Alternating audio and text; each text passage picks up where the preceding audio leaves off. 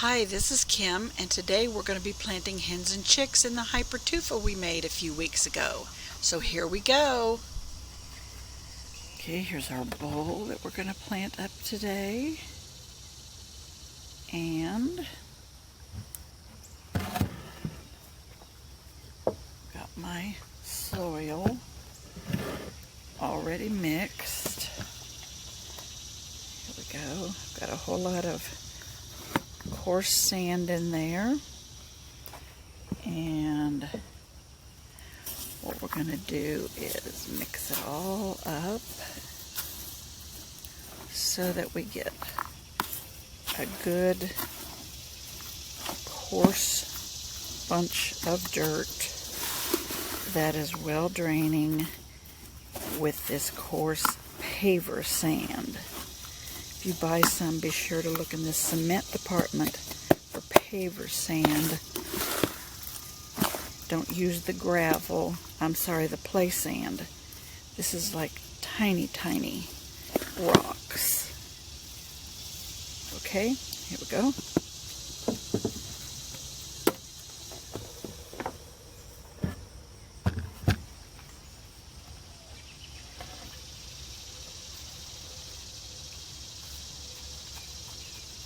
Coffee filter.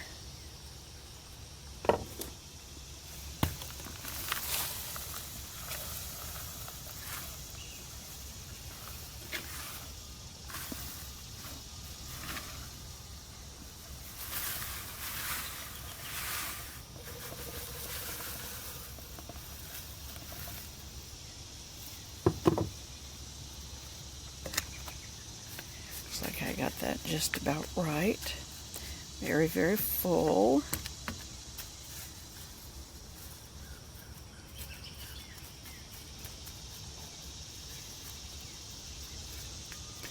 And since I'm just going to be planting the surface plants, a lot of my little sprigs, this should work out just right.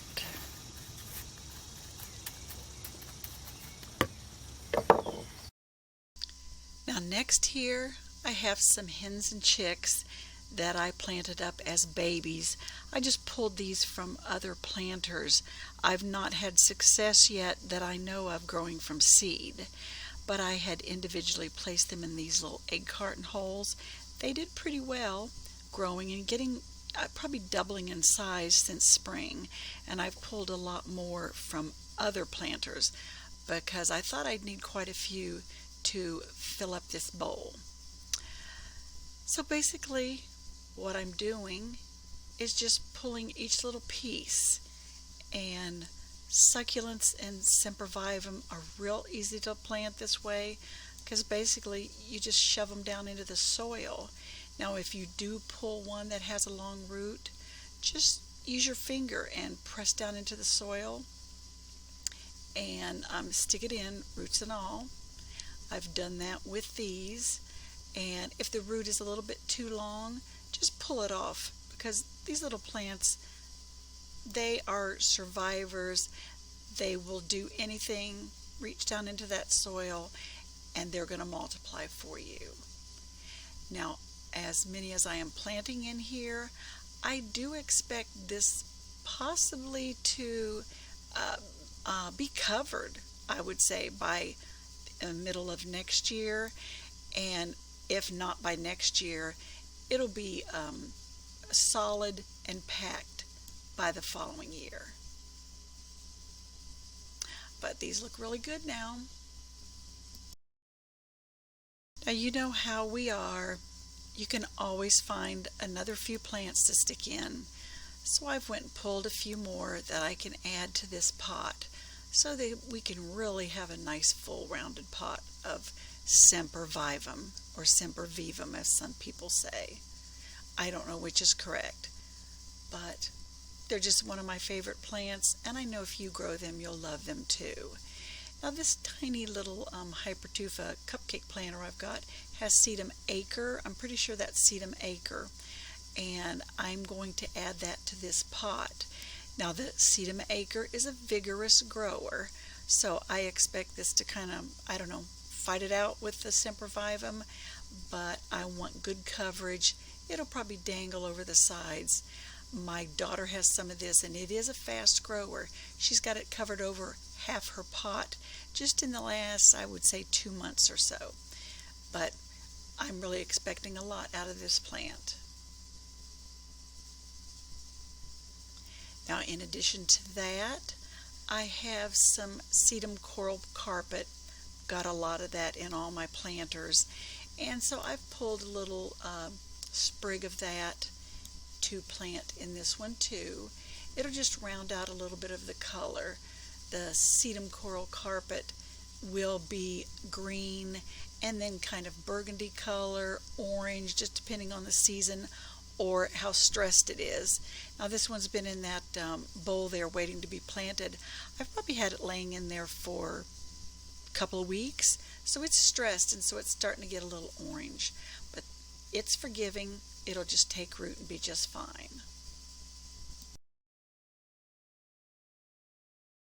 Probably about all I need in this planter. So looking around at it, everything looks just fine. So I think I'm finished with it. Now, what I do with a finished planter, especially one that I'm starting these out in, is add poultry grit.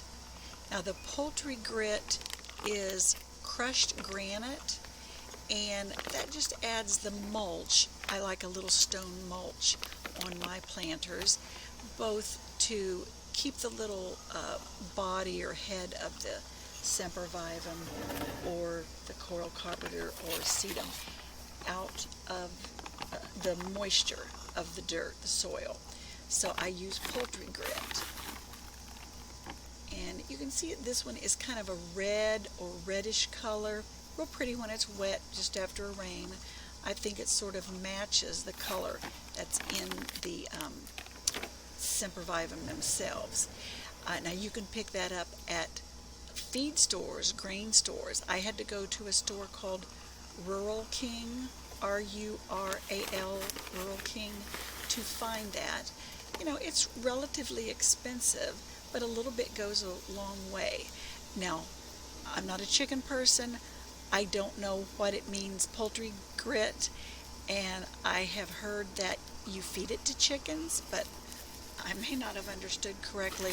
But one of you chicken people, let us know in the comments what the poultry grit is. But as far as I know, you just put it down or with the feed or whatever to feed chickens. But I'm just sprinkling this around so that the little stones fall into the cracks and crevices and kind of huddle around the base of the roots and stems so that they'll be protected from settling down into the soil. Now basically it just needs a little water. So I'm going to sprinkle it down, give it a nice drink. That soil was dry since it's been in my garden shed in the heat of summer, so it's really dry, so I'm giving it a nice long soak, and that's why this grit will help keep it out of the wetness. So you see how nice that looks, the pinkness, and that little sedum acre is a nice lacy little leaf. I really think I'm going to like that plant. I don't have any acre so far, so this is my first plant. I've still got another little swatch in the cupcake mold. I'll use that also. Now I've got the bowl here out in my sun garden. I've got it on one of those concrete pedestals. I'm getting tired of those log stumps that I put in my garden. My husband told me not to do that, but I did as I pleased and got those stumps in there. So don't tell him that he was right, that I would fall out of love with those stumps, because I'm slowly rolling them out and getting rid of them. Thanks for watching.